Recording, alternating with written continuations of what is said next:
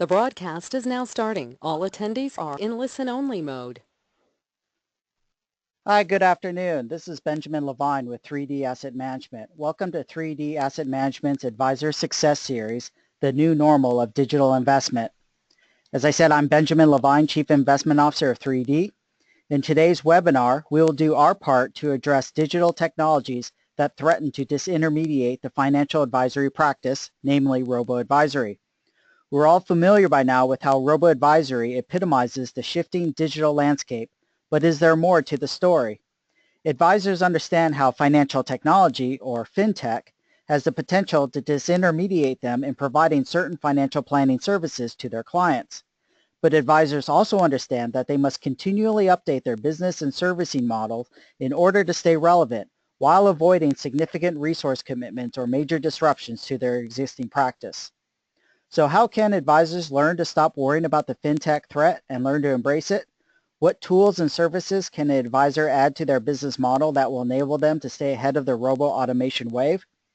Today, we are pleased to have on our panel Marie DeSantis, Head of Financial Intermediary and Wealth Distribution at FlexShares, and Phil Lubinsky, Retirement Income Specialist, who will partake in a lively discussion on what steps an advisor can take to reinforce the value of investing in a personal relationship with trusted investment professionals involved in sensitive areas of their clients' lives.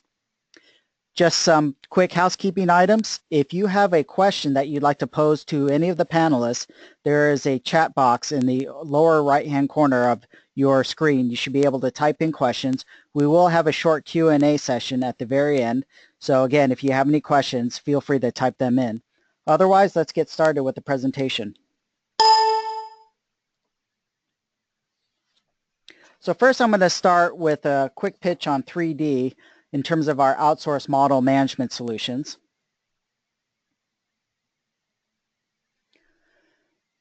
Why are you here?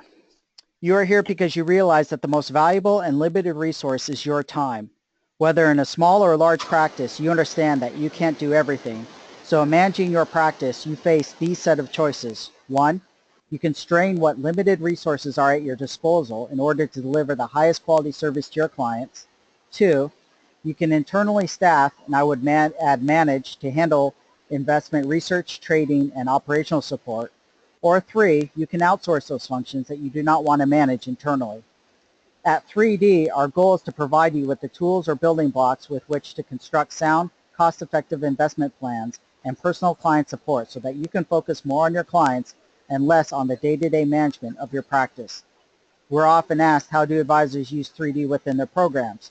Advisors use us for ETF model management or full-service TAMP, turnkey asset management support, that includes mid and back office support for servicing your clients. So why TAMP? Well, first the question is do you know what you own, or do you know what your clients own? Do you understand the embedded risks with respect to asset classes, subsectors, factors, and currencies? Do you understand how these risks interact with each other?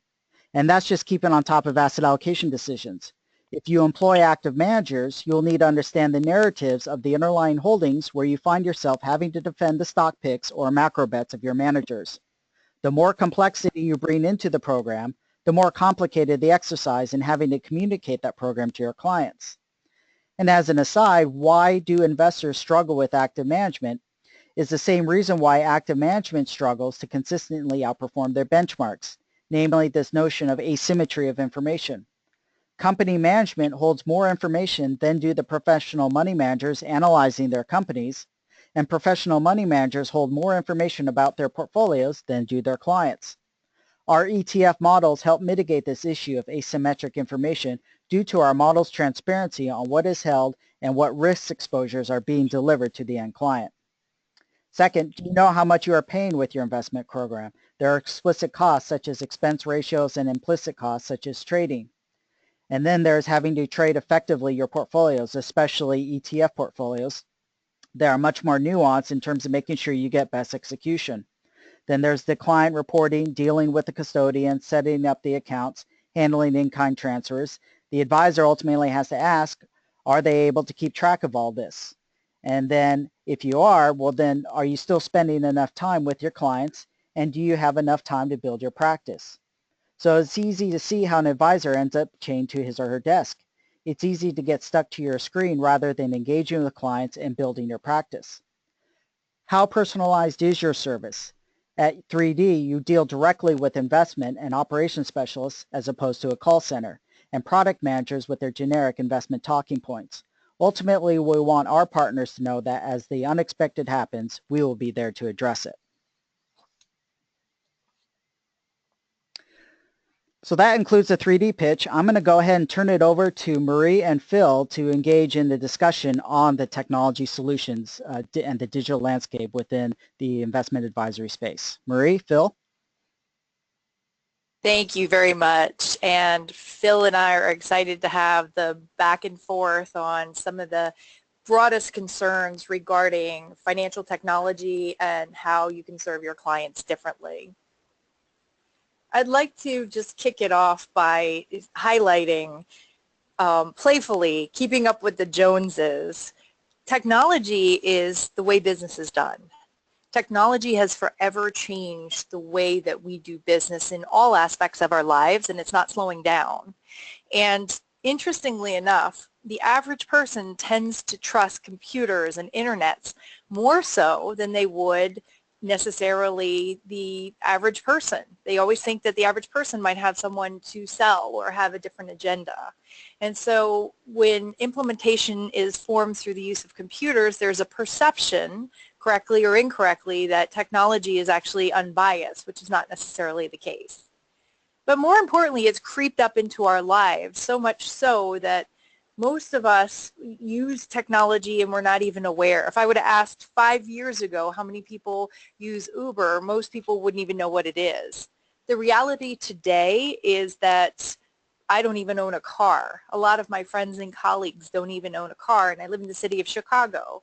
It's just part of who we are. We have an application for everything. And so it's a good thing, and the challenge is if we do not embrace technology in the financial services arena, you are at great compromise to your practice.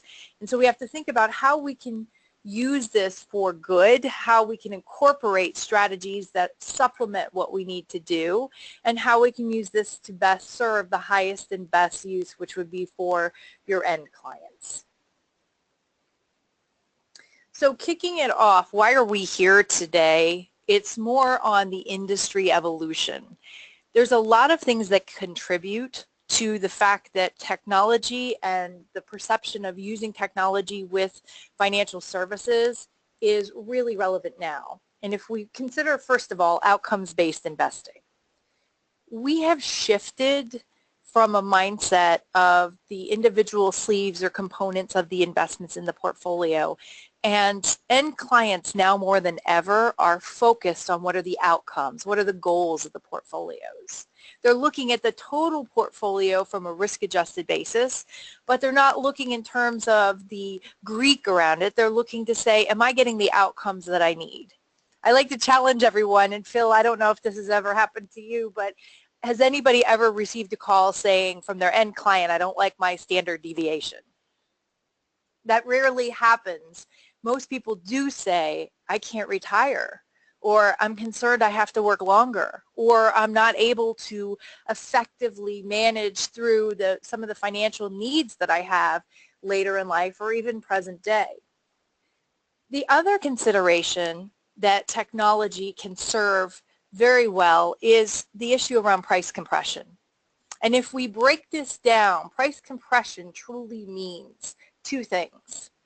One is on the product's behalf, and the second one is on the fee for advice.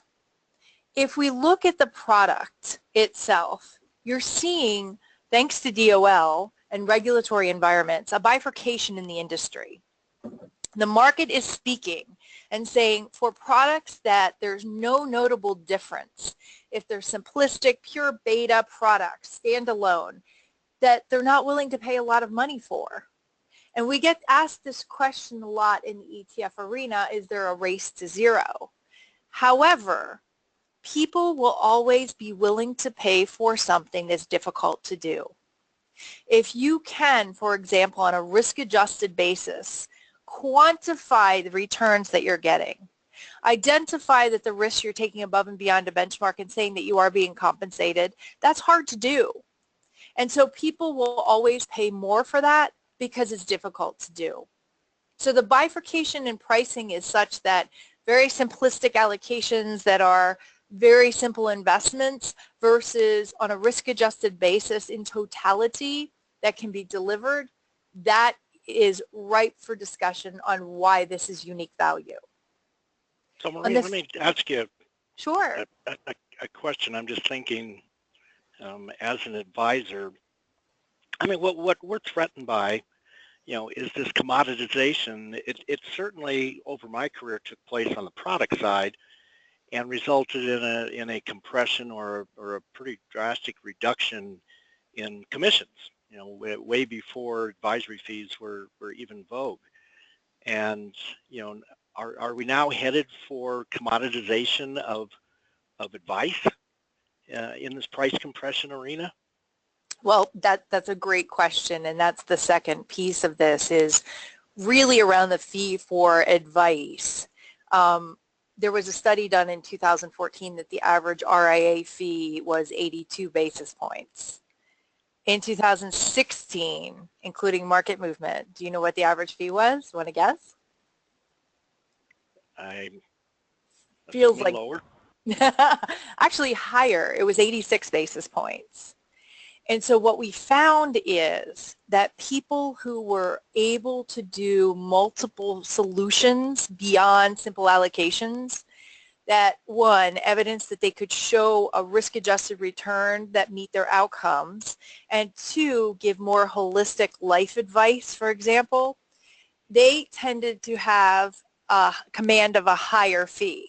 Now, does that mean that fees are not ever going to go lower? That's not necessarily the case. But again, the better you can articulate your value and the more unique it is and the more holistic it is versus just a simple allocation that may be static, that isn't touched, which is very much the case in the industry for a lot of clients, that will help you stay in the safer zone.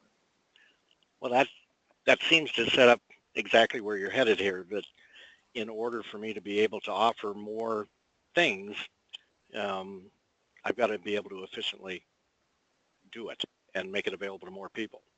Yes, which leads you to scalability. Gone are the days where our lives are predicated on singularly having somebody come in the office and sit down and meet with you face to face. In some cases, when we think about our best clients, some of them are raging introverts and they prefer to have some distance between. Sometimes interaction on a less frequent basis and leveraging technology can actually help. There's many ways to use technology, and I'll go into that in a slide or two later. But scalability is more important. We have to serve global clients across the world all the time. They have real-time information. They want transparency, and we do have to think about making our practices relevant. So seeing the trend of building a solid core on your business, having good implementation, having real-time information for your clients, that gets harder and harder to do, and it's almost impossible to do without leveraging technology today. And then lastly, ease of access. Everyone wants a solution, but it has to be real. And real means that can I create a model every single person that comes in, or can I leverage a solid core? They need to feel confident that whatever they're purchasing as far as an investment, that it's easily traded, that it's liquid, that it's transparent, that they can see the holdings, they understand what they're comprised of. And the benefits, of course, as Ben was highlighting, with utilizing ETFs, they're tax efficient, they're low cost, they're liquid, they're transparent. So ease of access, particularly compatible with technology today, has just made the industry evolution been a revolution towards technology. And you're seeing this acceptance of technology. I mean, certainly the millennials, I think, prefer a digital relationship in some cases. But is it also applying to the boomers as they transition into retirement? Are they leaning more toward being extremely comfortable with with technology?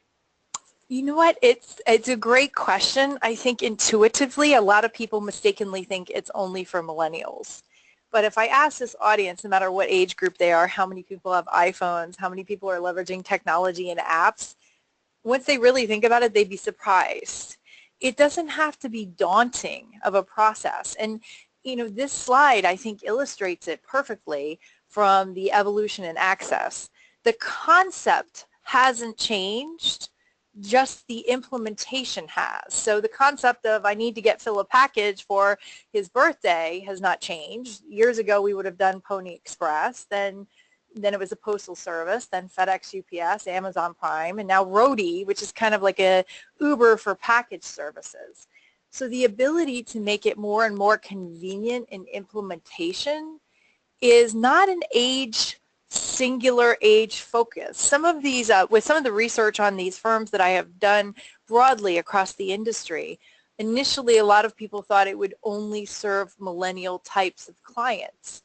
Turns out that if there's a way that you can make someone's life convenient and make interaction more frequent and communication clearer, it has broad application across all different audiences. Well, that's good. Good to hear. So going on to the next, here are the risks, and we can talk a little bit more on, some of the trade-offs to your practice if you're not using technology. First of all, we've seen different ways people are using this technology. Let me, Phil, just even take a step back and highlight there's ways to use digital advice from a prospecting standpoint. We know of an RIA who in Texas actually focuses very clearly on sports marketing and uses digital advice through email and different types of communication to act as an engagement program. So pure prospecting, getting people engaged, getting people to connect into the website, getting people into the process, this type of use of technology enables people to be scalable. And by doing that, he has seen a large number of net new prospects and clients. And it doesn't have to be a complete trade-off in isolation that you never talk to anybody once they're engaged with technology. Actually, quite the contrary. In this example, the advisor is using it for pure engagement and then enables someone on his team to connect in to see where they go next and what their potential needs are. Another way. What are you seeing in that engagement? I'm sorry to interrupt. I'm just no, great question. Kind of thinking out loud as you're talking. I mean, on my emails, a day doesn't go by where I have 15 different things sent to me by entities that are trying to engage me, and all that runs in the back of my mind is this is some kind of phishing scheme, and I'm going to end up being compromised if I open this email. How are or is that being addressed by advisors that are really embracing this technology interaction, or at least initial contact with people? Is that a threat to this approach, or I'm just not sure how, as an advisor, I'm going to, number one, stand out from the 100 other emails that a client may receive, and then have any assurance that they would have the courage to even open it. Well, let's unpack a couple of those things. First of all, cybersecurity is a big theme, and we'll continue. The more technology we have, that is a concern. You want to make sure that you're engaging, and you would never just go to any type of email or any type of unknown link and click on it and download all your information or give private information. So it is a risk, and I think what the financial services community has got to think about is how they get engaged. So in this first example where I said the RIA was using it for prospecting, they have their name, their information, and they have a general list of people that they've come across, or people that indicated that they would be interested in different types of events, or people that they had a list of known entities in the community that they knew they've had some level of degree of familiarity. So what I've observed is a lot of robo-services, or people who are using robo-services, they start initially in their home base because they know they're known. However, However, another way you can use it is using it as the chassis. So it's not interfacing with your end clients. It just enables you to have multiple different portfolios and manage technology such that it's the chassis powering the investment engine, so you're not creating from hand single model every single household, every single person that you have, and has a consistency of experience. And by leveraging technology that way, it enables you to be able to manage more people and portfolios all at the same time, almost like an advisor is PM program. And then the third way I've seen people use it is there was an advisor or a relationship in Atlanta. They wanted to serve their clients, but they always have a smaller account or a smaller relationship that might be adjacent that often requires a lot of work. And so they use the same core portfolio as a baseline of investment for continuity of experience, but are able to make satellite decisions around it and leverage technology and technology communications through their website so they can implement. So there's a lot of different ways that you can do this that people have successfully incorporated into their practice. And to your point, they usually lead with their own name, so you can check them out. Most people do Google you anyway to make sure that you're a legitimate source before they would ever think about investing or engaging. And some of the technology is so sophisticated, I've actually seen retargeted ads or cookies or things that follow you around that change based on your preferences. So an email was sent to me one time on, because I'm a female, it said, do you want to hear about investing in finance for women? And I didn't click on it. And then the same thing followed me later in an email, and it said, hey, do you want your discretionary income? And I said, ooh, that's me. So I clicked on it, and that was my, and then all of my emails afterwards got customized saying that this is your, more around your discretionary income number and your preferences. Wow. So, okay. Here's a huge advantage. Right now, having the opportunity to leverage technology and build your story and your own value proposition, this can be a real wow.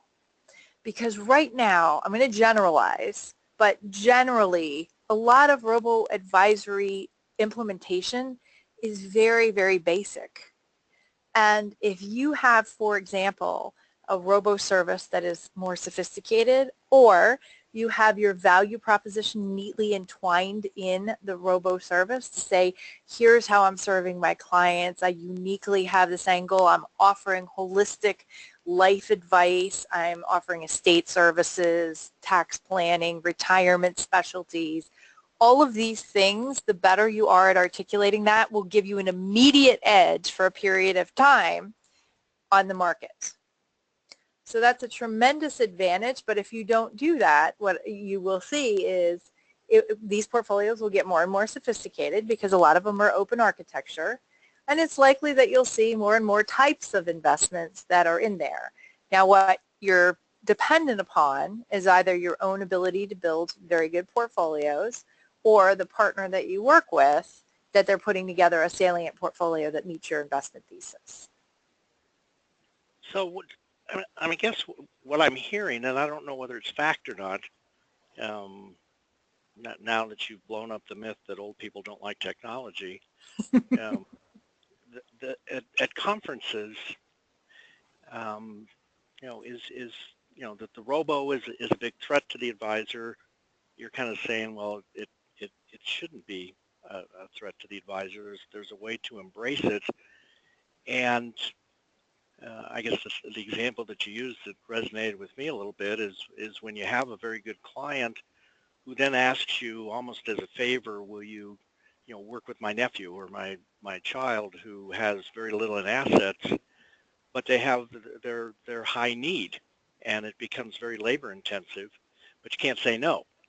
Mm-hmm. And you're kind of saying I can build a framework with technology where I can give that person the same level or the same experience without it putting such demands on me, and therefore keep the client, with the large amount of assets with me, happy as well.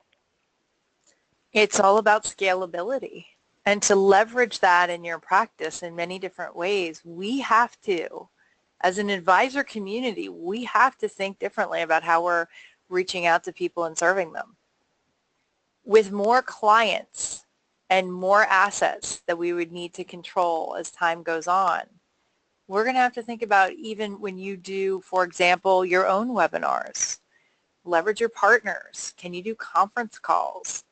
You think about your own website. How engaging is it? One of those points on the chart are high-end practices draw specific persona. Well, here's the reality. We all have heard the expression, my clients look like me, right? I mean, very often we've met them, we engage. Would you say that's fair, Phil?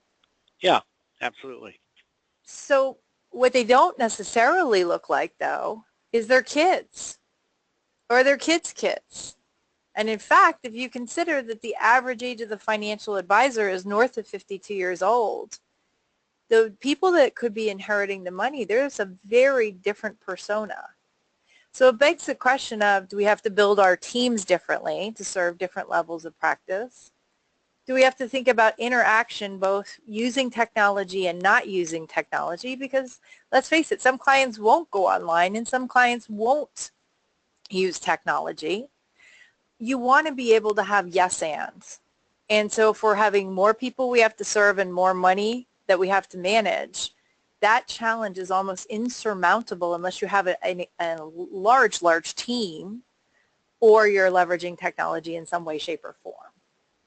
You know, and that's really interesting, because I have heard advisors that, you know, number one, say I've got a minimum amount of investments or I can't work with somebody, and that's okay to draw that line between unrelated clients. But then, you know, when the referral does come to the child, you know, rather than saying, no, I'm not going to work with your child because they don't have any money, that's not going to make the, so sometimes you hear as a way to get out of it, well, you know, I'm almost the same age as you, and your child certainly doesn't want to work with someone that represents their father, and so they'd probably be better off working with a younger advisor. And that kind of deflects the challenge of working with the child, but at the same time, you know, now the parent dies, the child inherits that large account, and it's gone. The money that I helped create for that client is now swept away from me from the new advisor that I told the child to go work with. So I don't know if you're prompting me. The money in the fold here.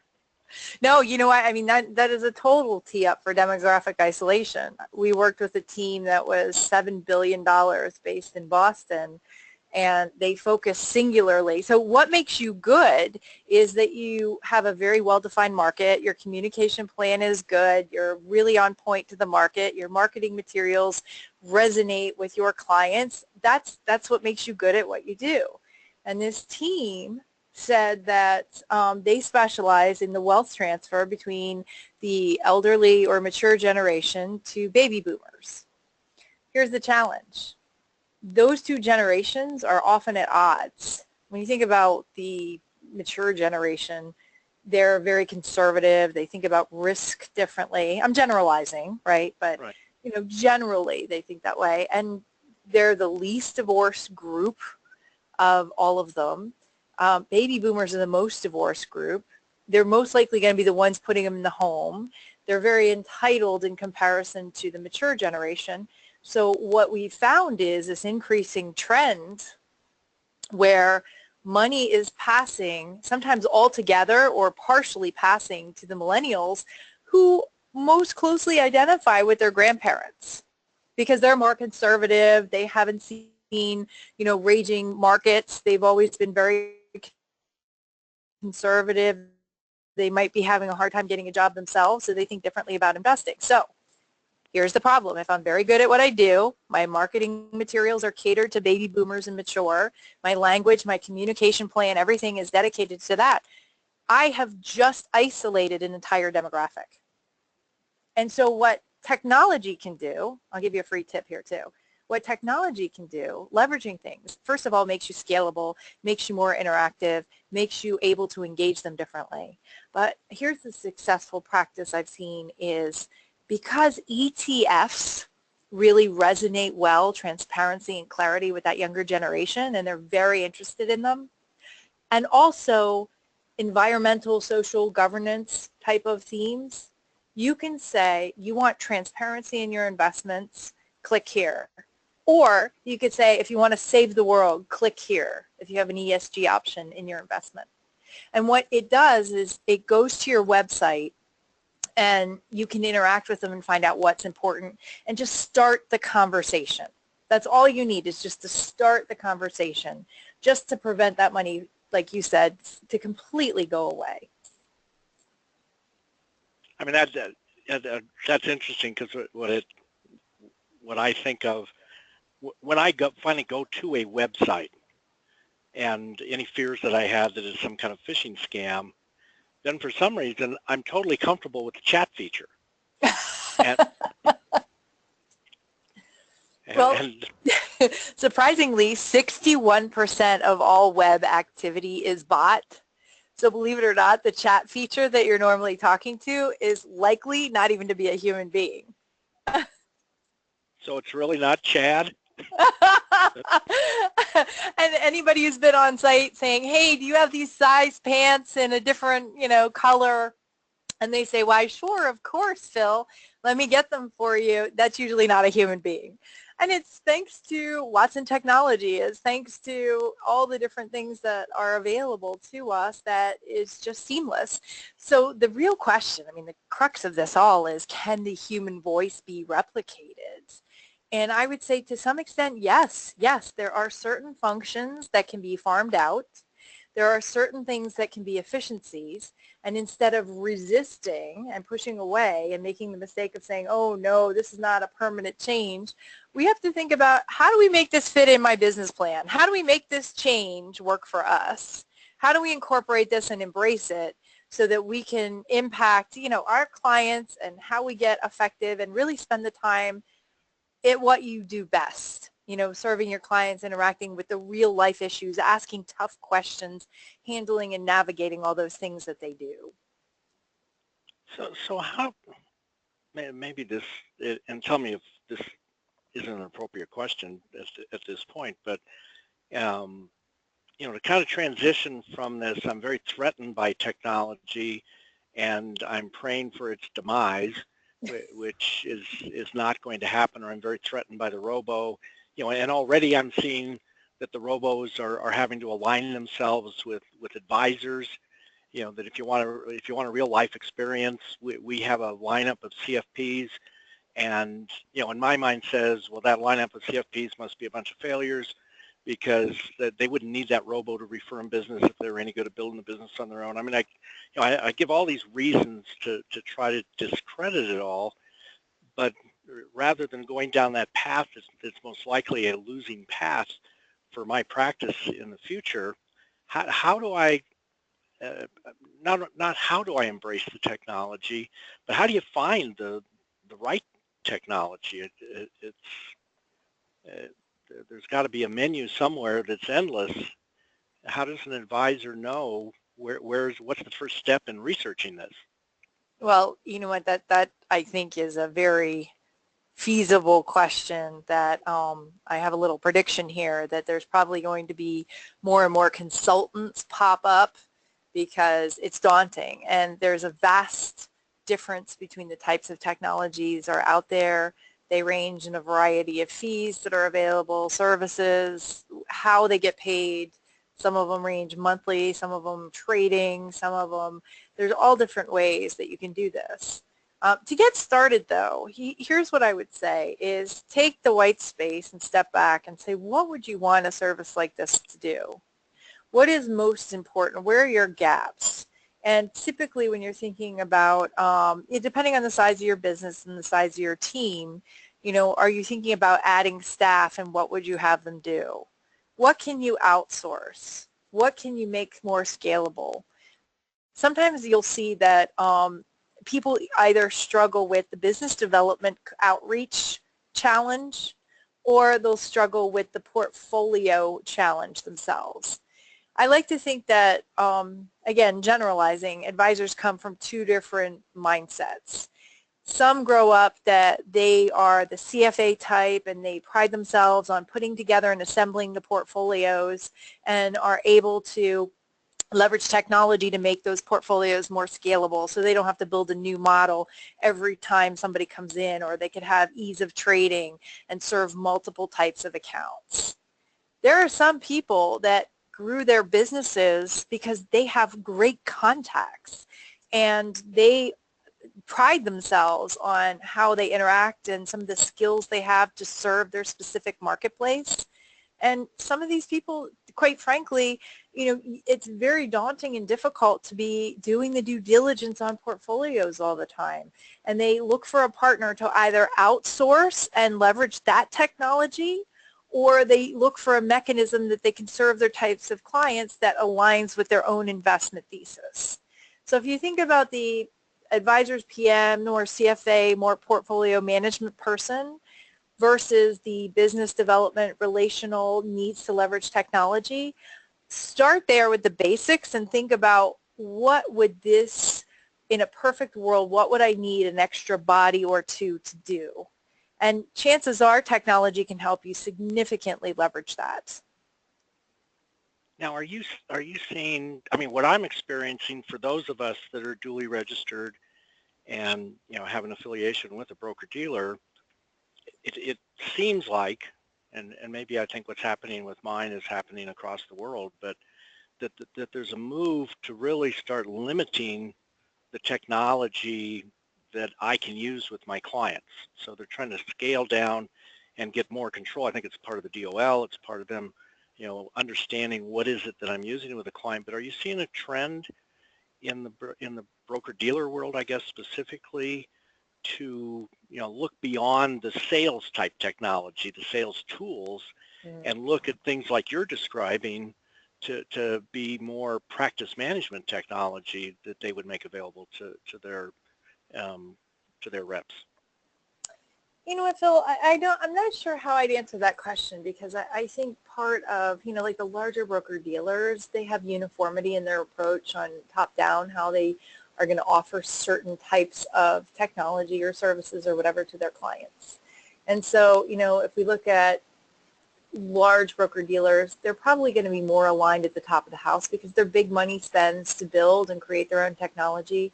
I've seen some firms do that themselves.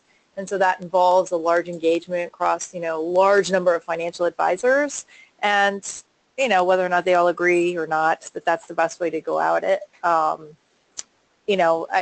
would say that varies. What I would say, particularly in the independent and RIA space, they tend to be in advance. They always have been thinking about DOL. A lot of the RIAs that I know have already thought of themselves as a fiduciary, so there's not a whole bunch of changes.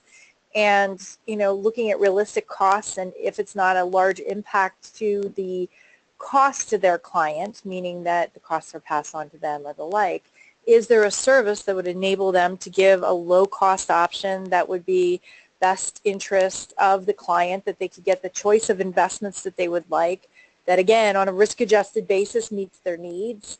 I think they're quite happy with the technology that's out there. The real tough part, though, is, to your point earlier, is making the choice of where do we begin. That's, I think, the hardest part of it. Yeah. Well, I distracted you from your 99%. Yeah. Well, two things quickly. One is your legacy plan.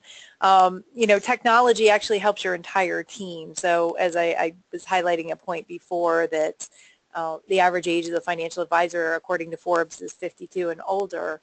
When you're thinking about going after those clients that, just like you said, you help them build their wealth and then their kids come in, do they have a relatable team that they can interface with? And are you leveraging technology? Can that help you do that across the generations of your own team and the generations of your target clients?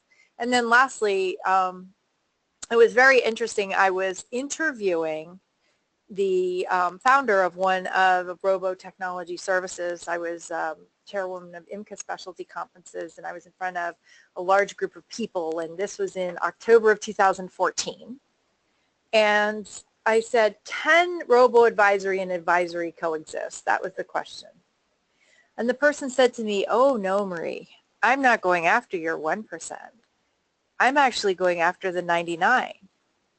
And that's when the gravity of this really hit me. This is really about the democratization of investing. This is about giving every person the opportunity to save money. And quite frankly, to generalize, if you look at the services that are available out there, not all of them are perfect, but I'm encouraged where I'm seeing 20-year-olds, recent college grads saving now using leveraging technology in times they've never done so before. I mean, I remember when I was 20 years old, the last thing on my mind was thinking about saving for retirement. But this is a different generation. And if they're predisposed to work with you, you can leverage not only the younger generation, but smaller minimums, accessibility, being able to interact, being able to engage. And when you think about making yourself more scalable, that you can have the opportunity to capture not only just your very best clients, but to serve more, to democratize the access to good advice and good solutions, I'm very encouraged at the prospects and direction of technology. Well, and what I'm seeing in the marketplace too is that, you know, as advisors, we feel our practices have a certain value. When we have outside companies come in to do valuations of our practice, we all think it's some multiple of our recurring revenue, which is a piece of the value. But what I'm seeing more and more is what kind of systems do you have in place that will make it attractive for an advisor to want to buy your practice someday. And if you have a very archaic system that's labor intensive, I don't care what your recurring revenue is, nobody's going to want to touch that practice. That's a very valid point too. Valuations. I mean, you should always build your practice like you're going to sell it. Not that you want to, but it gives you, first of all, an option. And second of all, you know, if you're constantly thinking about, do I have the technology to serve my clients? Do I have the right demographic? Do I have the right types of clients that are going to grow and provide me sustainable relationships in the future? Do I have the prospect of serving more and healthy growth? Those are things that you would incorporate. And by the way, technology is incorporated in valuations on how scalable you are to serve.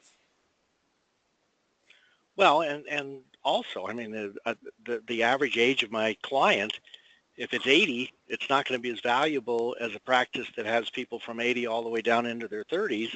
And if I've ignored the 30-year-olds because they're too labor intensive and they don't have enough money, I really have diminished the value of my practice for a future sale. Exactly. Exactly.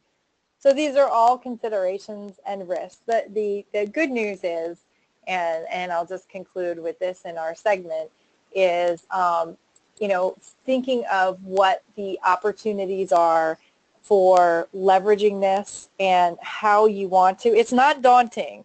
It is daunting to get started, but just as you would, Phil, sit down with any one of your client segments or have a strategic day with your team to think about what are we going to do to serve our clients differently. This would just be part of the conversation to get started. Yeah, this has been great. Thank you. So Phil, why don't we just take Yeah. a few minutes? You can talk about Income Conductor because I think this is all a good segue in terms of advisors thinking about how they can use technology and sophisticated tools to help enhance their planning practice. Yeah, I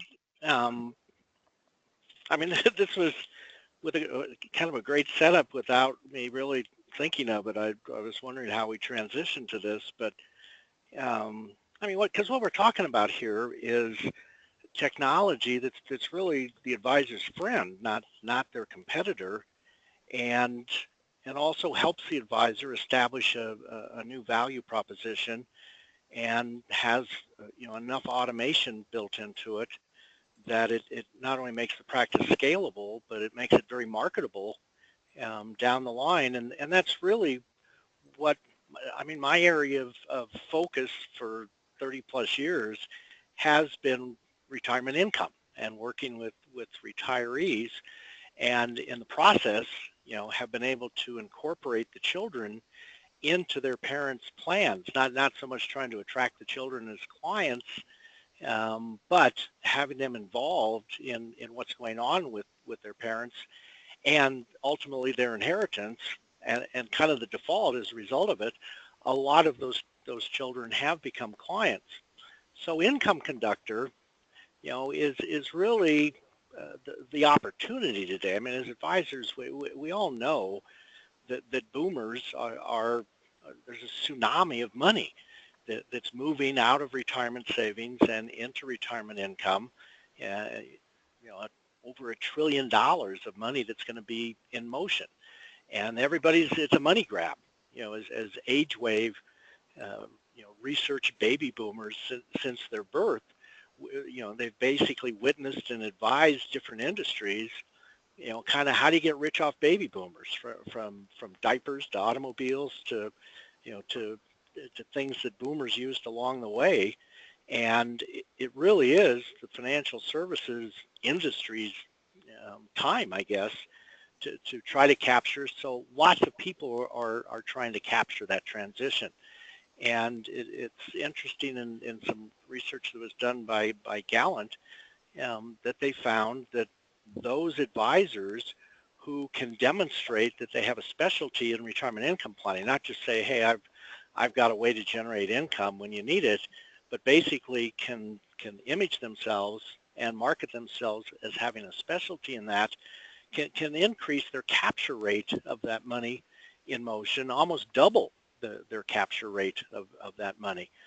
So the Income Conductor program is really designed to help advisors get into that marketplace and start to develop a new value proposition, because of all the issues that are involved in retirement income planning that go beyond just sending a check every month to the client. It helps reimage, as Marie said, that bigger image of the advisor, that I'm something more than just putting your money into an investment that every month's going to send you $1,000, and then we'll just review the balance of this investment and the performance of this investment, and that'll be kind of the extent of our relationship. It's also a very new marketplace. Working with people in retirement really is very different than working with people that are accumulating toward retirement, and the issues that retirees deal with are very, very different than the issues that accumulators deal with. And then you add on to that just the aging process and things that change as people age. It's a very, very different marketplace, and that's why we have a robust training program around Income Conductor, to not just teach an advisor, kind of the mechanics of input and output, but really to globally look at what kind of commitment are you making to this person. It is not a transactional commitment. You're sitting down with someone who is going to be in this relationship, be in this phase of their life for 25 to 30 years, and are you going to be able to meet their needs during that time, so that not only can you attract the money up front, but can you maintain the money along the way? I mean, a big part of the DOL was in the implementation phase of any recommendation. Are we doing what's in the best interest of the client? But another big piece of the DOL is, if we're getting ongoing or receiving ongoing compensation from that client, what are we doing to justify that? What is the nature of the relationship that we have? And if it's just kind of a set it and forget it and rebalance the portfolio occasionally, that's not going to fly in the DOL world. And with the added litigation that DOL brings to the table, I think that's the big fear that all of us advisors have, is we're moving out of this binding arbitration world into a litigation world, and we better have some systems in place that are demonstrating that we have value along the way. So the training encompasses all of that. And at the same time, it's important that the regulators have reviewed the materials that we're using, so that there's nothing misleading, all the things that regulators are looking for. So everything that we've designed has been reviewed. And there's a technology piece of it that that's what we all think of as kind of the software that generates the plan, but the technology really addresses what Marie was talking about as well, that it makes it scalable. We can make this available to a lot of people, because a lot of it is automated. it's a repeatable process. Even though every plan is going to be different or unique to a client's goals and objectives, the process is the same as to how you create the plan. And it also not only just creates the plan, but it helps with the implementation, and most importantly, and once again consistent with the DOL, it automates kind of the ongoing management of the plan, so that I'm giving clients, regular reports on where are they based on what the plan projections were, what the plan assumptions were. Are we on course? Are we off course? And it has a very unique feature in it that allows me as the advisor to make modifications in the client's retirement income plan. The only thing I know for sure, having done this for 30 plus years, is the plan that I created day one and how that plan looks 20 years later. They're two completely different plans. I even tell clients, as soon as you walk down the hall after that first appointment, your plan's going to be out of date, because markets are going to change, tax laws are going to change, and more than those two combined, your needs are going to change along the way. And we need to have a technology, we need to have a process where we can modify this along the way to meet all those changes, and that's exactly what we built into the technology. And then, as we were talking about on the practice management side, not only is there case consulting available to advisors to help with individual cases, but also just the whole, how do you structure your practice? Not only how do you structure your practice to make it more appealing to people moving into retirement, but how do you structure your practice for a transition? If the average age is 52, and the average client, is in retirement is 62 and is going to live for 25, 30 years.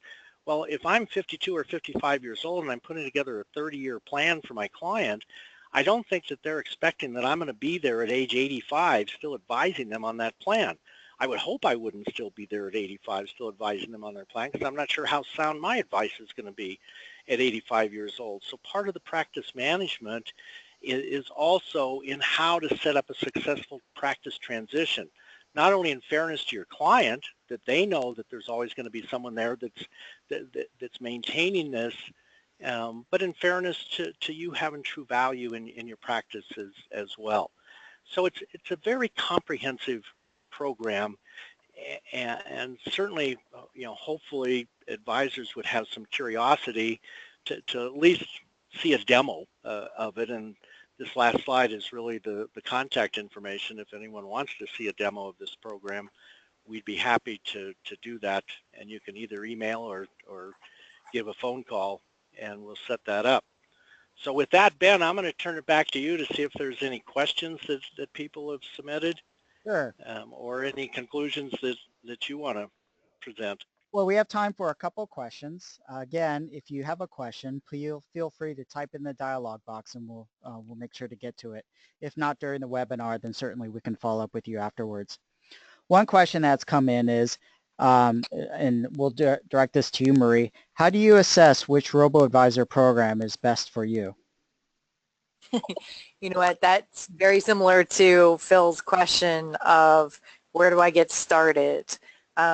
What I would say is start with the outcome you're trying to get. If you mentally could step away from your business for a couple hours and think through, if I had, in lieu of 2 bodies, what would I do differently with my practice with 2 new bodies? Is it more business development, or is it more portfolio management? That would be the start right there, because there are 2 different types of services. There's multiple services, but those are 2 very basic questions people initially struggle with. And if it makes you more scalable for business development, think about the options that are easily outsourced or take care of the investment thesis that you would align with, so it can keep you in front of your clients more frequently. If it's more portfolio management, you would look for things that offer specific trading types of services, linkage to maybe certain custodians, certain types of factor models and the like. That would be a different question altogether. So start with the big picture at first to get initiated. Okay.